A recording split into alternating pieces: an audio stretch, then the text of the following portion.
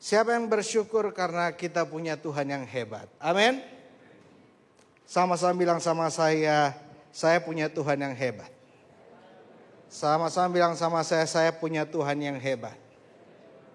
Tuhan tidak pernah lupakan janji-janjinya, tetapi seringkali kita yang suka lupa bahwa kita punya Tuhan yang hebat.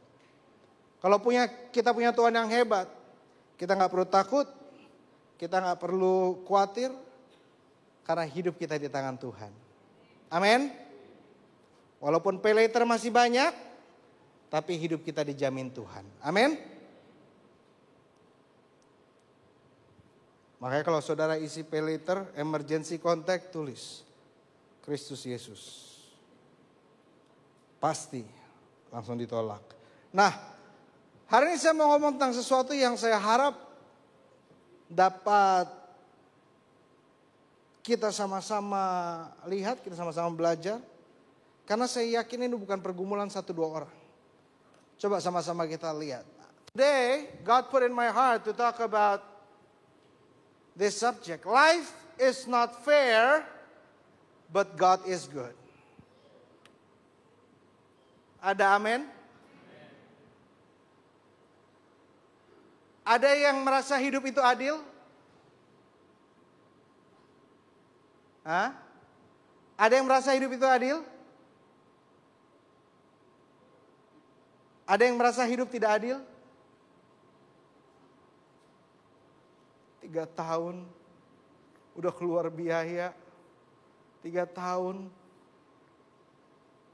keringat aku tertetes untuk membuat dia tersenyum. 3 minggu dia nikah sama orang lain. Hidup gak adil, tetapi Tuhan baik. Sama-sama bilang sama saya, hidup mungkin gak adil, tapi Tuhan pasti baik. Berikan tepuk tangan yang meriah buat Tuhan. Nah, kalau kita lihat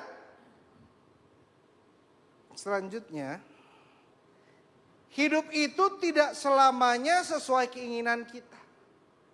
Karena nggak seharusnya demikian. Jangan sampai kita udah dibesarkan, we are brought up, kita pikir pokoknya hidup ini harus semau gue. Apapun yang gue mau, gue harus dapat. Nggak demikian. Hidup itu bukan seharusnya sesuai keinginan kita, namun keinginan Tuhanlah yang terjadi dalam kehidupan kita. Sama-sama bilang sama saya, bukan keinginan saya, tapi keinginan Tuhan. Lihat kiri kanan saudara, bilang bukan keinginan lu, keinginan Tuhan. Amin. Coba tanya kiri kanan saudara, lu Tuhan? Kalau belum jadi Tuhan ya, berarti gak semua yang kita mau harus terjadi. Pak, di ibadah wanita sore ini, saya lihat banyak bapak-bapak tapi suaranya gak ada. Pak, gak semua yang kita mau harus terjadi Pak. Amin. Bu, gak semua yang ibu mau harus terjadi. Amin Pak.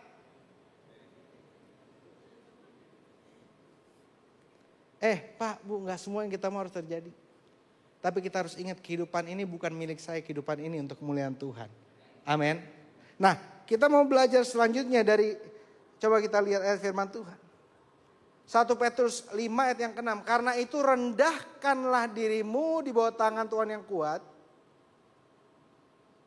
Kita bukan meninggikan diri. Kalau sama dunia kita meninggikan diri untuk dihormati. Kita meninggikan diri supaya dapat hal-hal yang baik. Tetapi justru di hadapan Tuhan kita merendahkan diri. Dan kita ditinggikan pada waktunya. Sama-sama bilang sama saya, Tuhan akan mengangkat saya. Pada waktunya Tuhan. Bukan waktunya saya. Kadangkala masalah kita adalah kita pengen semua tergantung waktunya kita. Pokoknya saya maunya sekarang, pokoknya saya maunya bulan ini. Tetapi justru waktunya Tuhan itu berarti apa? Berarti kita dibentuk, kita dipersiapkan, kita diproses. Nah, kita mau lihat dari beberapa karakter Alkitab. Yang pertama kita lihat, is life fair for the characters in the Bible? Apakah hidup itu adil bagi karakter-karakter di Alkitab? Yang pertama kita lihat Yusuf. Adil gak yang Yusuf hadapi? Apa hal yang pertama yang Yusuf hadapi? Dia dikhianati, dibuang, dan dijual. Kejadian 37 ayat 20 berkata apa? Sekarang marilah kita bunuh dia dan lemparkan ke dalam satu sumur ini. Lalu kita katakan seekor binatang buas telah menerkamnya. Dan kita akan lihat nanti bagaimana jadinya mimpinya itu. Yang khianati Yusuf, yang buang Yusuf, yang jual Yusuf, siapa? Saudara-saudaranya. Hati-hati sama orang-orang terdekat saudara. Lihat kiri kanan saudara. Lihat kiri kanan saudara. Hati-hati.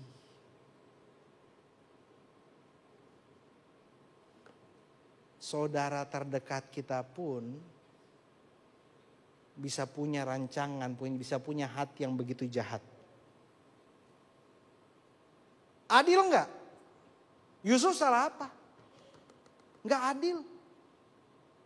Coba kita lihat ketidakadilan apa lagi yang Yusuf hadapi. Yang kedua, dia dituduh memperkosa dan dibuang ke penjara. Istri Potifar berkata di Kejadian 39:17, perkataan itu jugalah yang diceritakannya perempuan itu kepada Potifar. Katanya, hamba orang Ibrani yang kau bawa kemari itu datang kepadaku untuk mempermainkan aku. Nah, saya mau tanya, adil nggak yang Yusuf hadapi? Nggak adil. Tetapi coba kita lihat sama-sama. Kebaikan Tuhan apa yang Yusuf alami? Ketika Yusuf dikhianati, dibuang, dijual, kita lihat apa yang dialami. Kejadian 39 yang kedua. Tetapi Tuhan menyertai. Coba sama-sama kita baca tapi ganti namanya dengan nama saudara. 1, 2, 3. Tetapi Tuhan menyertai.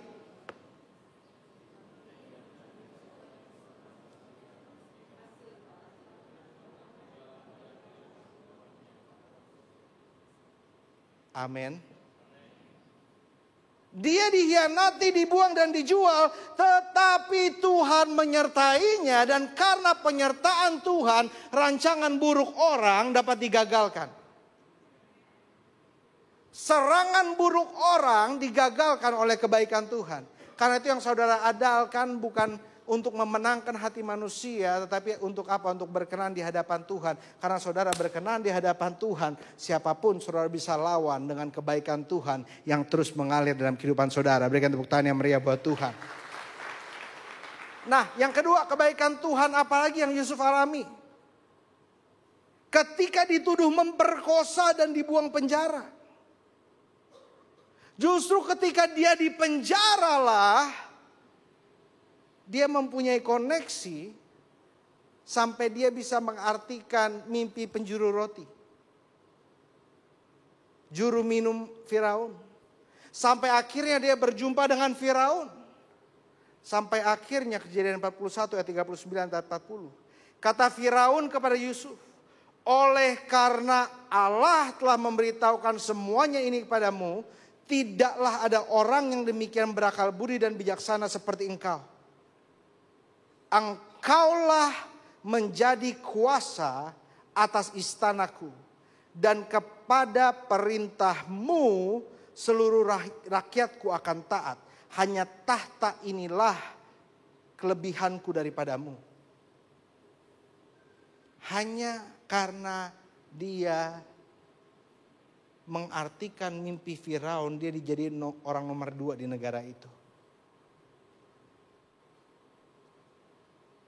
Saya mau tanya sama saudara, ketika dia ada di sumur, kecewa nggak dia?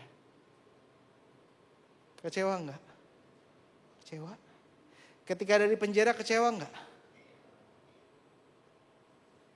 Kira-kira ketika dia ada di penjara, dia ninggalin Tuhan nggak? Kalau kira-kira kita, Tuhan, mana Tuhan bela saya? Saya dituduh orang yang aneh-aneh, saya difitnah orang yang aneh-aneh. Mana pembelaan Tuhan buat saya? Sampai akhirnya saya di penjara. Mana? Begitu kan sering kita ya. Tetapi kita nggak lihat, justru Tuhan izinkan kita melewati proses.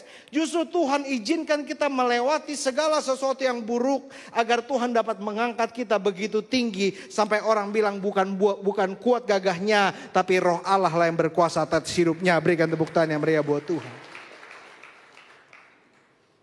Kalau Yusuf nggak dilempar ke sumur. Kalau Yusuf nggak dilempar ke penjara. Dia nggak akan berkuasa di Mesir. Coba kita lihat. Lanjut ini. Saya catat begini. Hanya orang yang sanggup merendahkan diri di hadapan Tuhan yang pantas diangkat oleh Tuhan. Hanya orang yang sanggup merendahkan diri di hadapan Tuhan yang apa? Coba lihat kiri kanan saudara. Coba lihat wajahnya. Kira-kira pantas nggak dia? Nggak usah dijawab dulu, nggak usah dijawab. Lihat dulu, perhatikan baik-baik. Pantas nggak kira-kira? Nah, untuk kalau saudara yang nonton online nggak bisa lihat kiri kanan, coba saudara ngaca.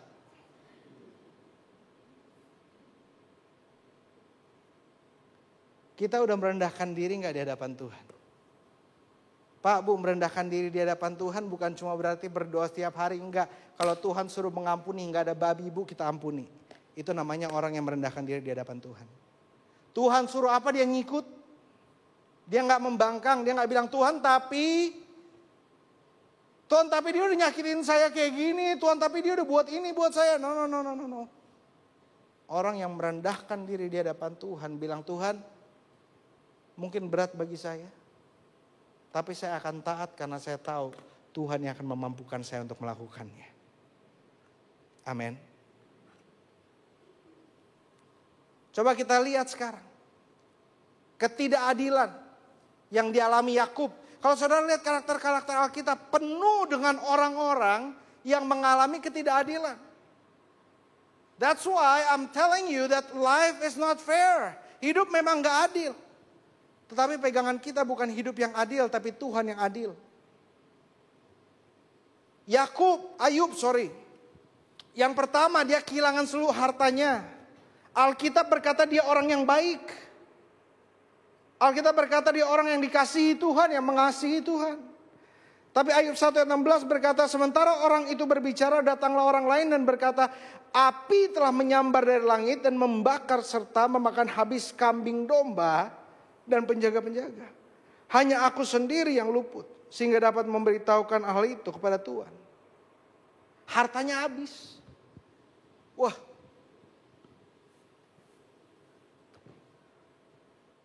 Kalau tiba-tiba kita ditipu orang ya, sampai harta kita habis.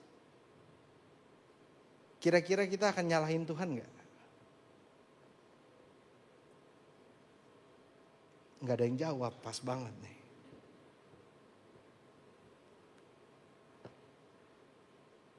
Kalau yang lain sih gak apa-apa ya.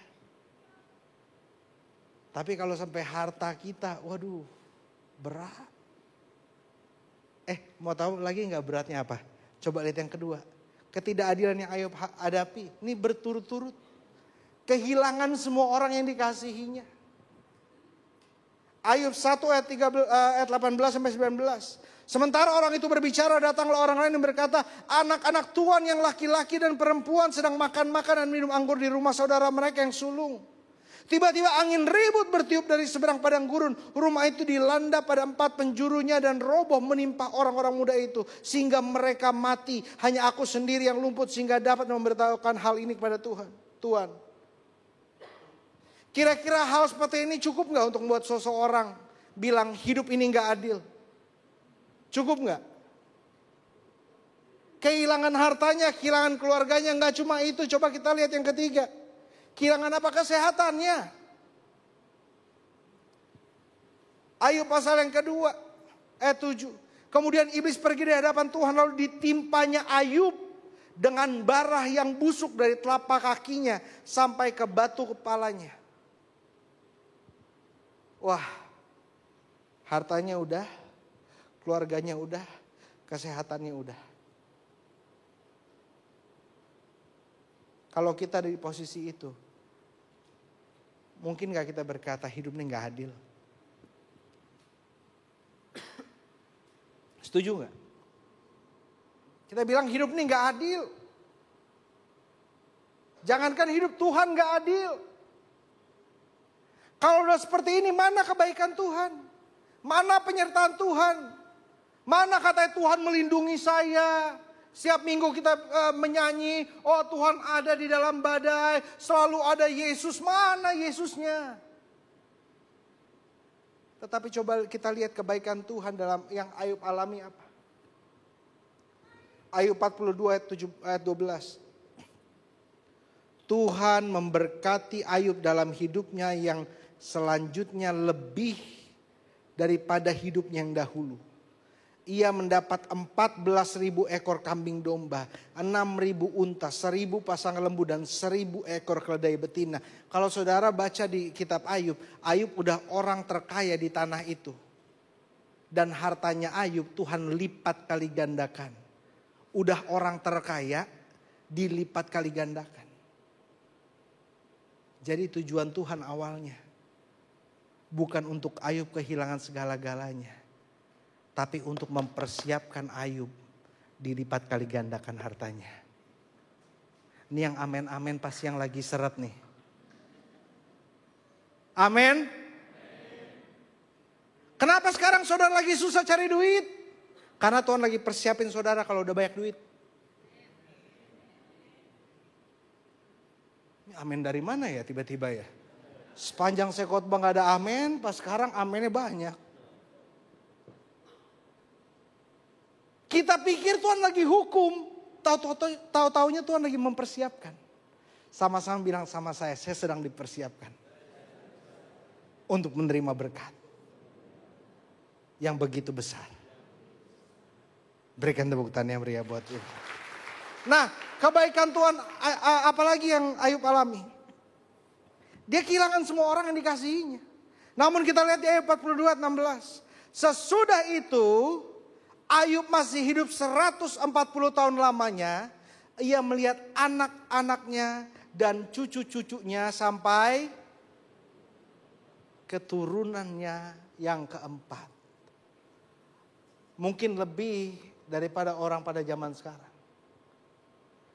Tuhan itu gak pernah berhutang pada anak-anaknya. Kalau Tuhan mempersiapkan kita, pasti Tuhan juga menggantikan dengan sesuatu yang lebih besar. Amin. Kita lihat yang terakhir. Tapi Tuhan izinkan kok Ayub sakit. Tapi lihat juga. Tuhan izinkan juga Tuhan berikan satu hal juga kepada Ayub. Yang ini menurut saya berkat salah satu yang paling besar. Dalam kesemuanya itu. Sama-sama bilang sama saya. Ayub tidak berbuat dosa dan tidak menuduh Allah berbuat yang kurang patut. Pak, Bu, coba kita yang ngalamin. Coba kita yang ngalamin, kita akan ngomong apa? Tetapi untuk Ayub mengalami semua hal ini. Jangankan Ayub deh. Ada orang aja ngadepin seperti ini, kita omongin, kita bilang, pasti ada kutuk tuh. Jarang ke gereja sih. Dia ada dosa sih. Orang aja kita hakimin. Tetapi Ayub melalui semua hal ini. Dia tidak berdosa. Dan dia tidak menuduh Tuhan. Sama-sama bilang sama saya yakin. Tuhan mau yang terbaik untuk saya. Amin. Nah, I want to say one thing. When we have nothing but Jesus, we have everything. Ketika kita nggak punya apa-apa, tapi yang kita punya hanya Yesus, maka kita memiliki segala sesuatu. Ketika kita nggak punya apa-apa, tapi yang kita punya hanya Yesus, kita punya segala sesuatu. Karena sumber kehidupan kita bukan oksigen, sumber kehidupan kita bukan air, sumber kehidupan kita bukan makanan, sumber kehidupan kita adalah nafas yang diberikan oleh Allah. Sumber kehidupan kita adalah Allah sendiri. Tapi satu yang kita harus ingat, mustahil untuk kita mengenal kepenuhan kasih karunia Kristus dalam kelimpahan.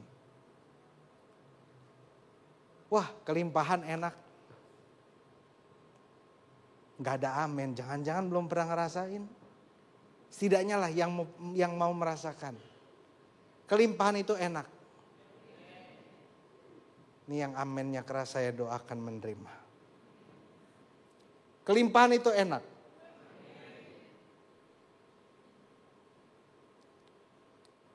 Limpahan damai, kelimpahan sukacita, amin. Siapa yang mau duit banyak tapi sakit-sakitan? Tapi saya bilang di sini apa? Justru dalam kekuranganlah kita dapat mengenal Dia sepenuhnya. Justru dalam kekurangan kita tahu Tuhan yang kasih makan saya bukan manusia. Begitu banyak orang coba menghambat berkat saya. Begitu banyak orang membenci saya. Begitu banyak orang coba mengkhianati saya. Tapi Tuhan yang memberi saya makan. Tuhan yang memberkati saya. Dan kalau saya masih bisa berdiri sampai sekarang. Itu semua karena kasih karunia Tuhan. Berikan tepuk tangan yang meriah buat Tuhan. Makanya Matius 5 yang ketiga bilang apa? Berbahagialah orang yang miskin di hadapan Allah, karena merekalah yang mempunyai kerajaan sorga. Dikatakan lagi Matius 5 ayat 4, berbahagialah orang yang berduka cita. Bukan dalam kelimpahan sukacita kita mengenal Tuhan, tapi ketika kita sedang berduka cita, kita sedang miskin dalam roh, kita sedang merasakan kekurangan, disitulah kita merasakan adanya Tuhan. Merasakan kasih karunia Tuhan begitu ajaib, begitu besar.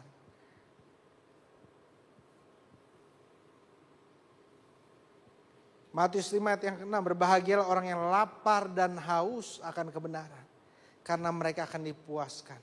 Ini kata-kata kias-kiasan yang Yesus pakai untuk menggambarkan bahwa orang-orang yang membutuhkanlah yang Ia layani.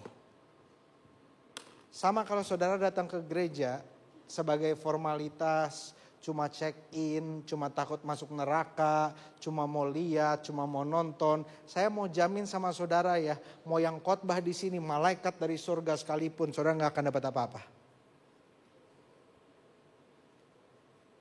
Tetapi kalau saudara datang dengan kehausan, siapapun yang berbicara di mimbar ini, saudara pulang akan diberkati. Saudara pulang akan disembuhkan. Saudara pulang akan penuh dengan damai, penuh dengan sukacita, penuh dengan perkenanan Tuhan. Amin. Karena ini bukan janji manusia, janji Tuhan. Yang lapar dan haus akan kebenaran akan dipuaskan. Belakangan saudara nonton berita.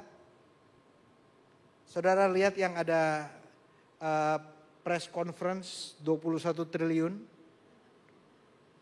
Saudara ingat? Saudara ada yang lihat di sosial media? Sebenarnya mau diadakan di sini press conference-nya.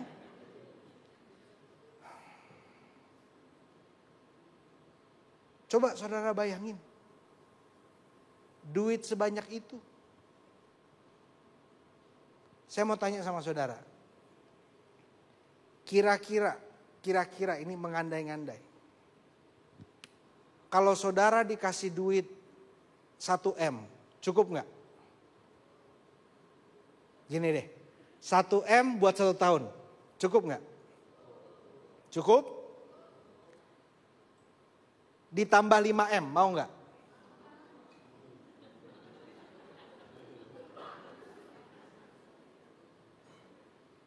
Ditambah 2M lagi, mau nggak? Yaudah gini deh, ditambah 1M lagi, mau?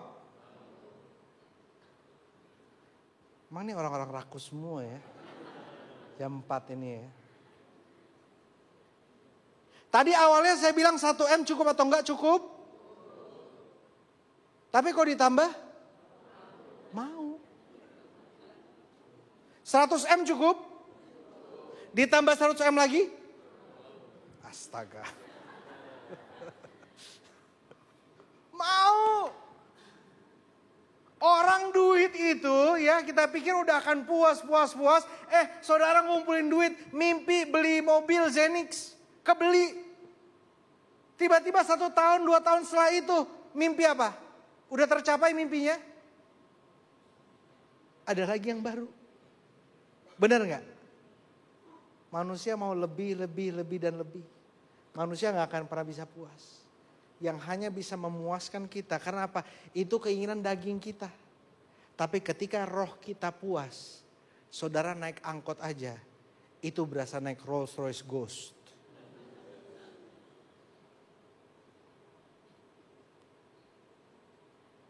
Berasa naik Rolls Royce Ghost. Ini kalau saudara pernah lihat ya, Rolls Royce Ghost itu pintunya dipencet kebuka sendiri. Terus ada payungnya di dalam pintunya. Ini saya ajarin nih, saya bilang nih. Ada payungnya dalam pintunya, itu bisa ditarik. Langsung kita buka, kita pakai. Tapi kalau saudara naik angkot, tapi saudara puas, pintunya nggak usah dipencet, udah kebuka. Hujan, nggak usah saudara tarik-tarik payung kayak orang susah. Saudara turun, langsung ada. Kak. Ngerti maksud saya? Uang, materi gak menjamin kepuasan, gak menjamin kebahagiaan kita. Tapi situasi hati saudara yang menentukan kebahagiaan saudara. Berikan tepuk tangan yang meriah buat Tuhan. Coba kita selanjutnya. Nah, ini masih ada lagi nih. Ini yang terakhir nih, saya bahas. Kalau saya bahas semua yang menghadapi hidup tidak adil. Semua karakter di Alkitab mengalami hidup yang gak adil. Jangan saudara bilang, oh hidup saya Tuhan gak adil sama saya. Hidup ini gak adil. Emang hidup ini gak adil. Tapi satu yang kita yakin dan percaya, Tuhan itu tetap baik dalam segala sesuatu. Ini yang saya mau coba buktikan buat saudara pada hari ini. Nah, Daniel, apa yang dilakukan? Dihambat, dicekal, dan dijebak. Coba kita lihat ayat yang ke-8. Semua pejabat tinggi kerajaan ini, semua penguasa dan wakil raja, para menteri dan bupati telah mufakat. Supaya dikeluarkan kiranya suatu penetapan raja dan ditetapkan larangan agar barang siapa yang dalam 30 hari menyampaikan permohonan ke salah satu dewa atau manusia, kecuali tuanku ya raja, maka ia akan dilemparkan ke gua singa. Semua tahu Daniel suka berdoa. Jadi sengajalah dirancang rencana buat bagaimana nih supaya raja membenci Daniel. Ditawarkanlah seperti ini. Sengaja dijebak. Wah, kita pikir kalau kita yang jalanin ya kita pikir, kalau saya dijebak pasti Tuhan menyelamatkan saya. Kalau saya yang dijebak, nggak mungkin lah Tuhan biarkan saya ada di tempat berbahaya. Bener nggak? Enggak loh. Daniel akhirnya apa? Dibahayakan, diancam nyawanya. Dilempar beneran ke gua singa. Kita pikir, aduh Tuhan sayang sama saya. Cuma vonis dokter aja kok kanker, gak bakal beneran kena ke saya.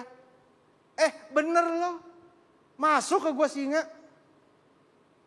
Daniel 6:17, sesudah itu raja memberi perintah. Lalu diambillah Daniel dan dilemparkan ke dalam gua singa. Berbicara raja kepada Daniel, Allahmu yang kau sembah dengan tekun, dialah kiranya yang melepaskan engkau.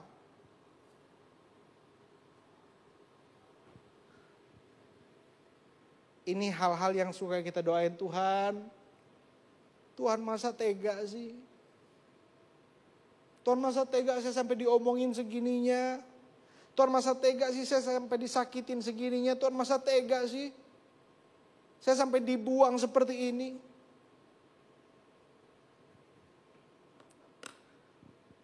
Kenapa bahasa kita, kenapa Tuhan tega ya? Karena Tuhan mau saudara bertumbuh. Karena Tuhan mau iman saudara bertumbuh. Ada gak saudara yang berdoa sama Tuhan, Tuhan? Kalau bisa nih, saya mau dilahirin dari keluarga yang berbeda aja deh. Coba Tuhan lahirin saya dari keluarga yang berbeda deh. Atau mungkin ada yang berdoa, Tuhan, aduh, kalau bisa tuker tambah aja deh Tuhan ini yang sekarang. Kenapa sih Tuhan kasih saya saudara-saudara seperti ini? Kenapa Tuhan kasih saya orang tua yang seperti ini? Kenapa Tuhan kasih saya pasangan yang seperti ini? Kenapa Tuhan izinkan saya bisnis sama orang yang licik seperti ini? Tapi nanti kita lihat loh. Lewat ketidakadilan yang kita alami. Justru nama Tuhan dimuliakan. Nah, kita lihat selanjutnya.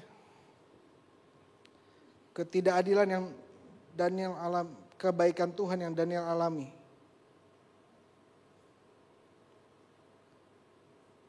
Nah, yang pertama ketika dia dihambat, dicekal dan dijebak. Kita lihat Daniel 6 ayat 25. Raja memberi perintah. Lalu diambillah orang-orang yang telah menuduh Daniel. Dan mereka dilemparkan ke dalam gua singa. Coba kita baca lagi. Daniel dihambat, dicekal, dijebak. Sama sekongkolan orang. Ngerti ya sampai sekarang ya? Daniel 6 ayat 25. Raja memberi perintah. Lalu diambillah orang-orang yang telah menuduh Daniel. Dan mereka dilemparkan ke gua singa. Baik mereka maupun anak-anak dan istri-istri mereka.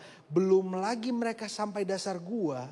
Singa-singa itu menerkam mereka. Bahkan menemukan tulang-tulang mereka.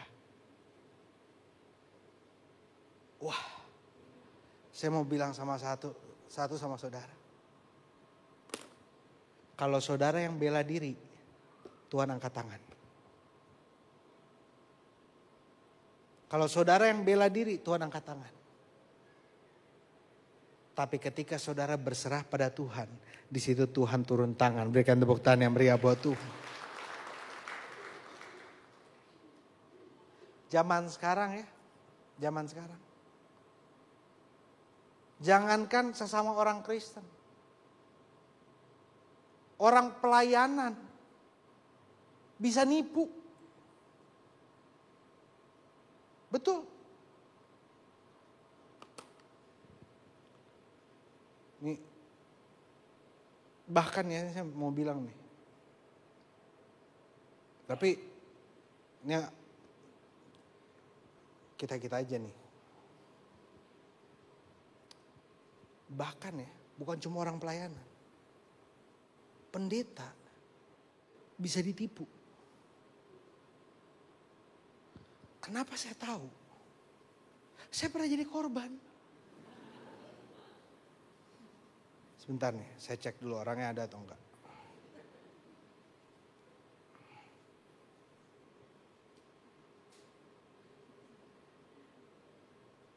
Bu boleh pinggir dikit? Oh bukan. Saya takut orangnya ada lagi nanti.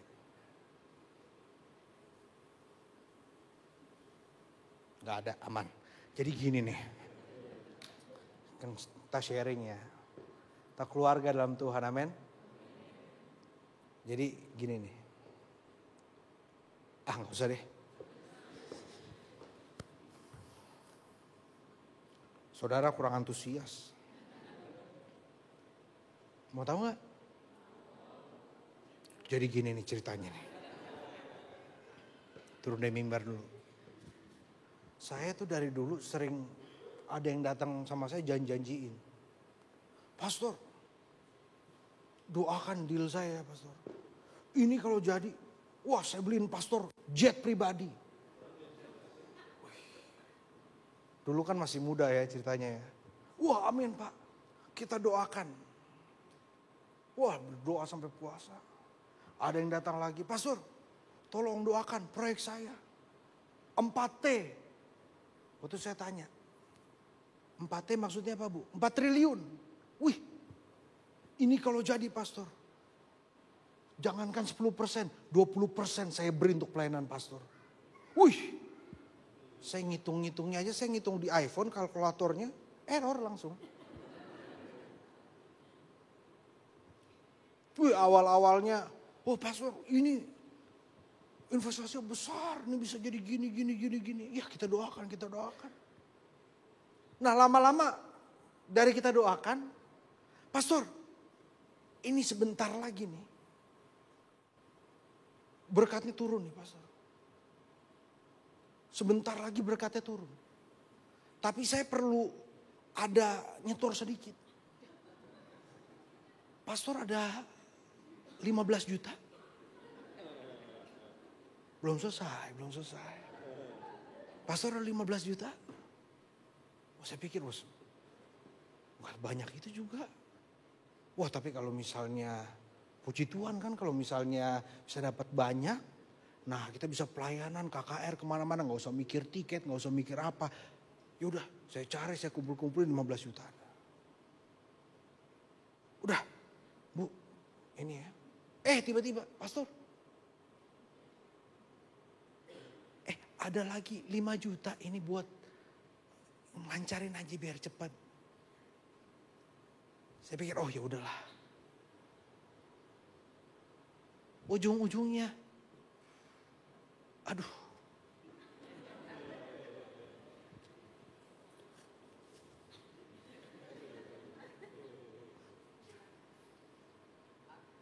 Saya mau bilang zaman sekarang orang tuh pendeta bisa ditipu. Tapi hati-hati. Ini saya bilang nggak bercanda nih. Ini saya ngomong nih nggak bercanda nih. Saudara tipu hamba Tuhan, yang panggil bukan polisi tapi Tuhan sendiri.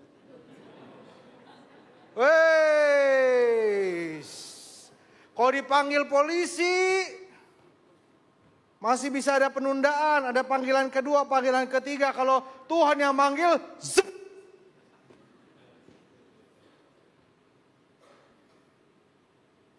Bener. Tapi laut itu saya jadi belajar. Dari situ setiap kali ada yang mau bilang sama saya, pastor nanti kita invest, kita beliin ini, kita beliin ini. Saya bilang, iya saya doakan ya dari jauh. Betul pastor, nanti kita beli mobil. Udah, nanti buat pendeta Nixon aja.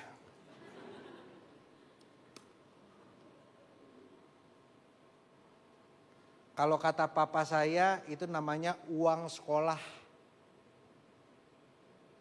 Kadang-kadang uang sekolah kita nggak bayar ke sekolah.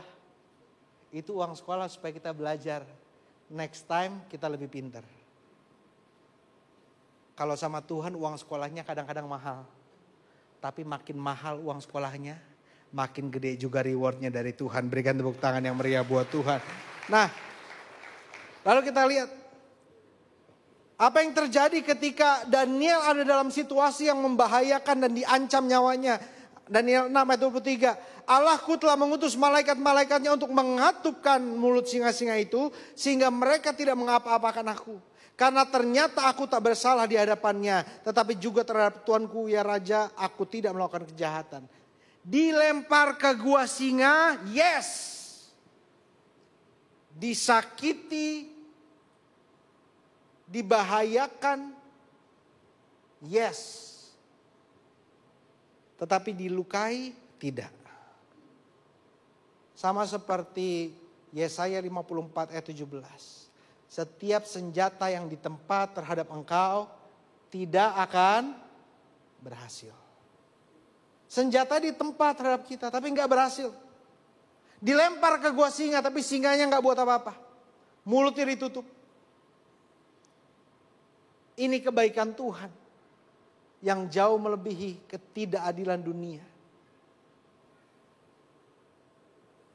Makanya Alkitab berkata di Matius 5 ayat 10, berbahagialah orang yang dianiaya oleh sebab kebenaran, karena merekalah yang mempunyai kerajaan surga.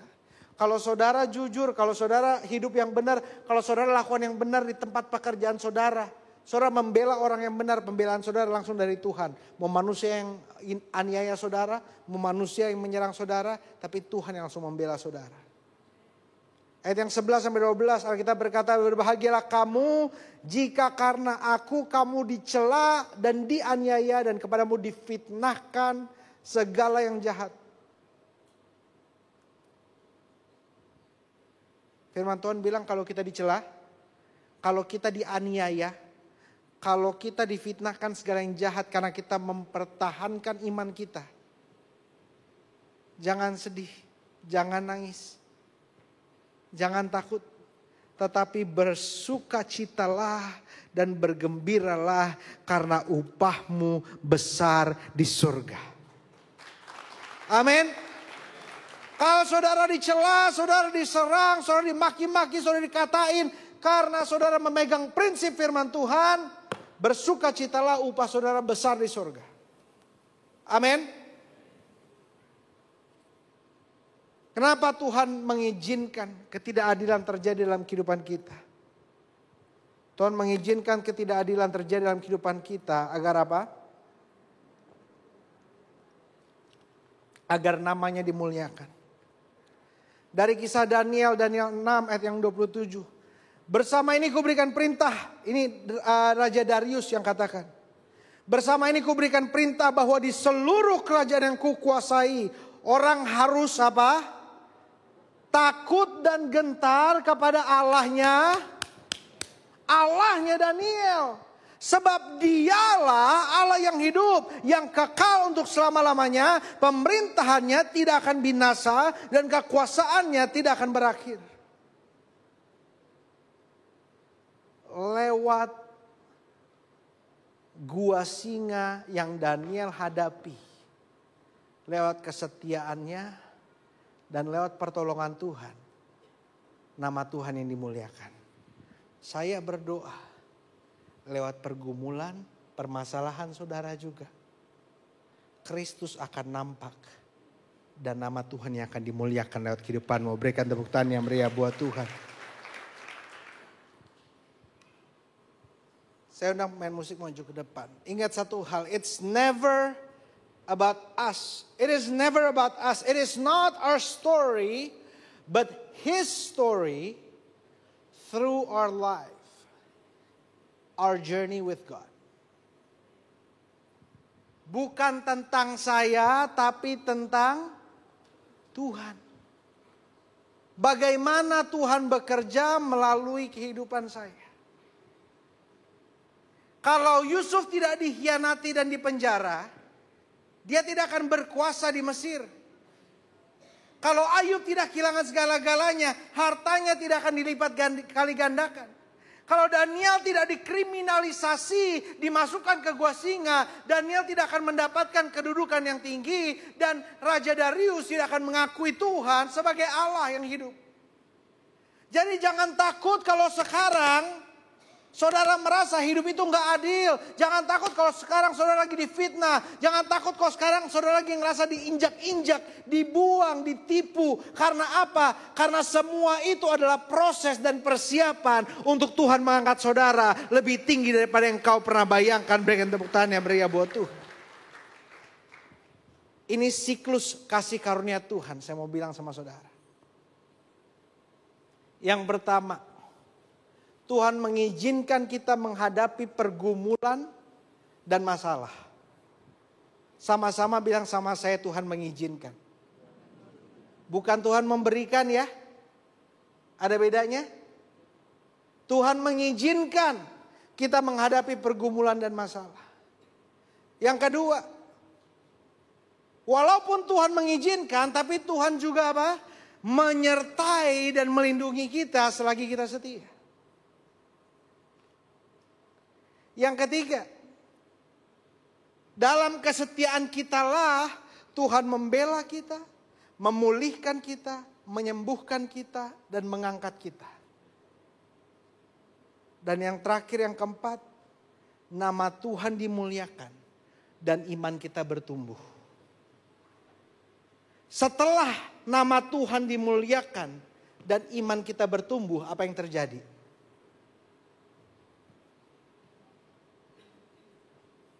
Saya nanya siapa ya?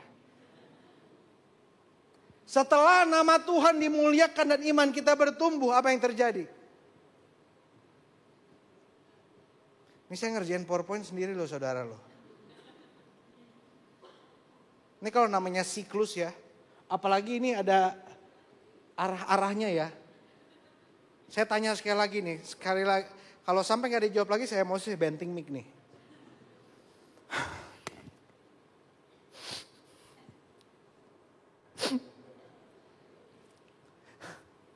Setelah nama Tuhan dimuliakan dan iman kita bertumbuh, apa yang terjadi lagi? Tuhan mengizinkan masalah baru. Tuhan mengizinkan pergumulan baru. Nah, kadang-kadang kita bodohnya apa? Kita udah tahu siklus ini bahwa pasti Tuhan akan menyertai saya, pasti Tuhan akan melindungi saya, pasti Tuhan akan membela saya, pasti Tuhan akan mengangkat saya. Tapi ketika menghadap yang nomor 2, Tuhan gak kuat. Tuhan udah gak kuat lagi. Ada yang pernah doa Tuhan gak kuat lagi? Ada? Boleh lambaikan tangan saudara, ada? Ada ya? Tapi masih bisa angkat tangan? Masih bisa bernafas? Masih kuat? Masih. Tapi pernah doa gitu? Artinya apa? Iman saudara sudah bertumbuh. Amin. Ini yang saya sebut siklus kasih karunia Tuhan. Di mana Tuhan mau menumbuhkan iman kita lewat memberikan kita tantangan demi tantangan. Saya tutup dengan satu ayat ini. Sebab segala sesuatu, sama-sama bilang sama saya, dari Dia, oleh Dia, kepada Dia, bagi Dia, kemuliaan sampai selama-lamanya. Yang pertama semua dari Tuhan, oleh Tuhan, kepada, bagi Dia. Sentralnya siapa? Dia, bukan kita. Amin. Tadi saudara ingat ayat yang kita baca pas awal ya?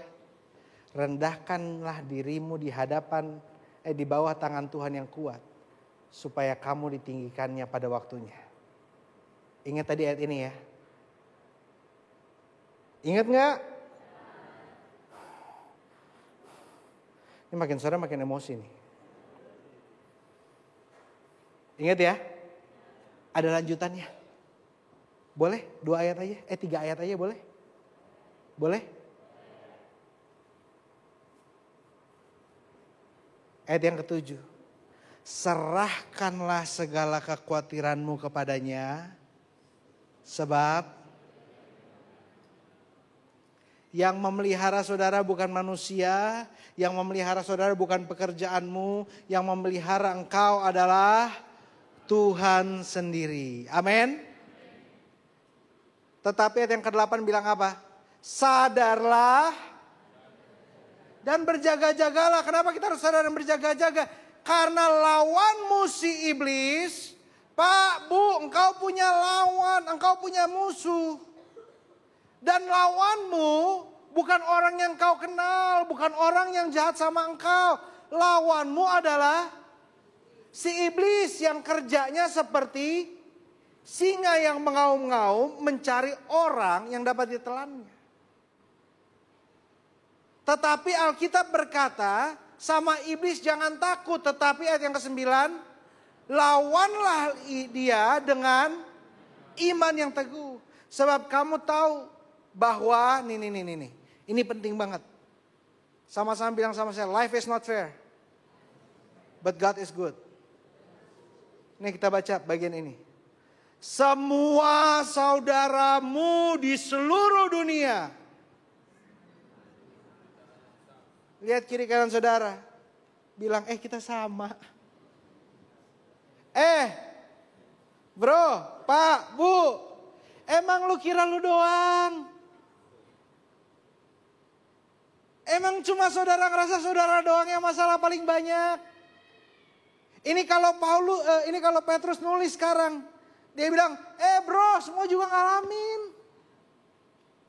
Semua juga ngalamin. Di sini doang di gereja kita kelihatan kuat. Shalom. Iya, masalah adalah sedikit ya.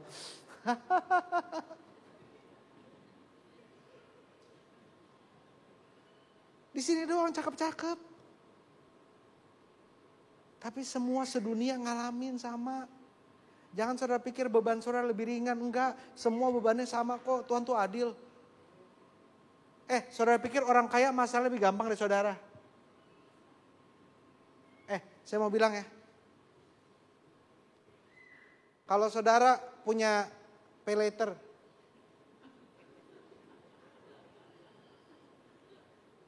$10 juta limitnya.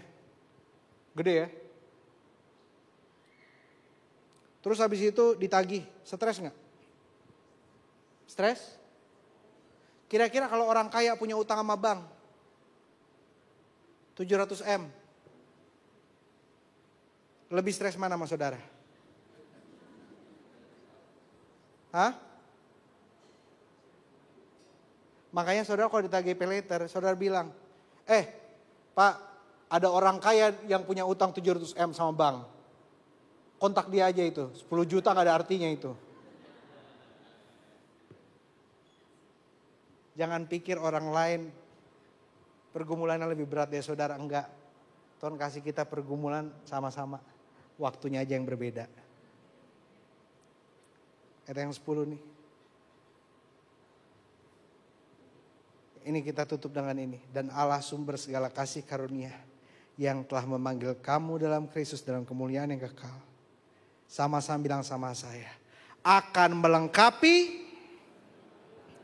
meneguhkan, menguatkan, mengkokohkan kamu sesudah kamu menderita seketika lamanya. Ada yang baru menderita? Ada yang baru menderita? Enggak ada. Ada yang sudah lama menderitanya? Karena untuk saudara menerima perlengkapan dari Tuhan, peneguhan, kekuatan, mengkokohkan iman kamu. Alkitab berkata apa? Sesudah kamu menderita seketika lamanya. Kalau saudara baru sebentar menderita, prosesnya baru bentar bro. Belum jadi apa-apa.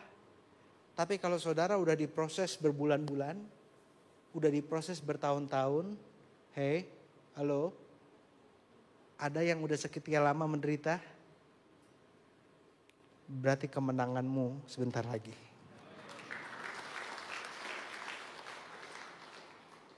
Amin. Berarti kemenanganmu sebentar lagi. Karena Tuhan yang sama yang mengizinkan permasalahan itu datang. Adalah Tuhan yang sama yang akan menguatkanmu, yang akan membebaskanmu. Dan memberikan kemenangan yang gilang gemilang. Berikan tepuk tangan yang meriah buat Tuhan.